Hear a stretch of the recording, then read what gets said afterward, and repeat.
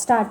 Mr. Speaker, sir, it gives me great pleasure that members take great interest in matters coming up before the House and make useful suggestions.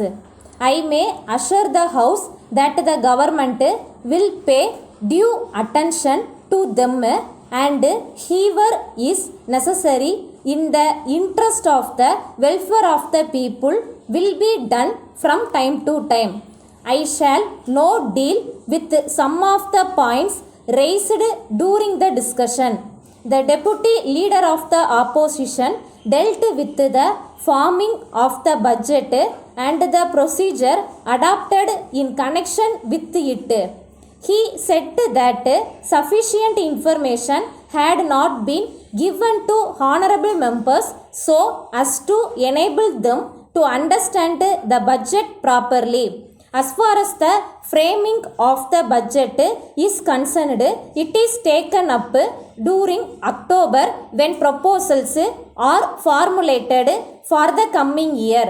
Honorable members are aware that as far as Part First budget is concerned, the schemes and expenditure are already fixed up. There is no scope for any change and they have to be proceeded with. But at the same time, there is the Part 2 budget in which there are new schemes which are taken up from sanction. In this case, the cabinet ultimately decided that new schemes should be taken up during the subsequent year. So far as Part 1 budget is concerned, it relates to schemes which have already been sanctioned and which are in operation. With reference to these schemes, there is no question of withholding further information. As far as Part 2 schemes are concerned, we print the list of schemes which are proposed to be taken up during the subsequent year. It will not be possible to give a detailed account of these schemes in the printed memorandum because they are so many.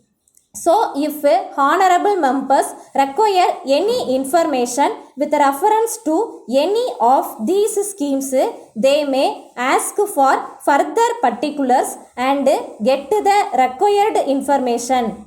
It is only in this way that we will be able to carry on the budget discussion. The deputy leader of the opposition referred to the attitude of the police and he expressed the wish for a state wherein the use of arm by the police would not be necessary. I may also say that everyone dreams of a state where the state would not function as such, but each individual would realize his own duties and responsibilities. But I do not know when attain that state. Under the present circumstances, I am afraid that we cannot do away with the police. As far as the policy of the government is concerned, we are bound to give protection to every citizen of this country and I shall try to carry out this assurance to the best of my ability. Reference was made to land reforms and it was said that because of the delay in introduce the legislation, difficulties were being created in the way of agriculturist and tenant. If we look at the problem from an objective point of view, I am not quite sure whether the difficulties which are pointed out now are really difficulties. If we approach the problem in this way, we need not think that the entire land reform legislation will become ineffective and that we will not be able to enforce it simply because of these difficulties. We are aware of the present difficulties. That is why we have been trying our best to see that the land legislation is brought forward and that the transition period is over as early as possible so that there may be settled conditions.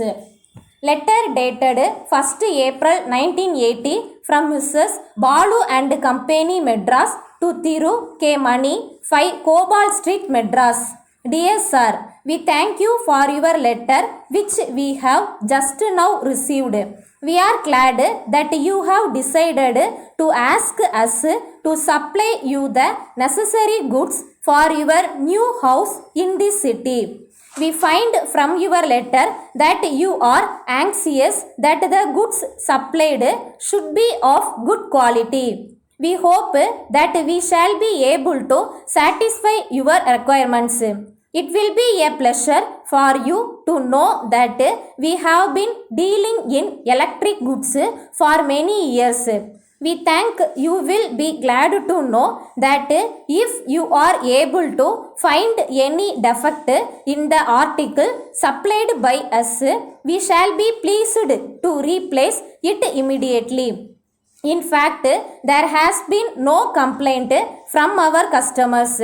We would like to inform you that we shall undertake any electric work. You may kindly note that it is not necessary to make any advance payment to us for this purpose.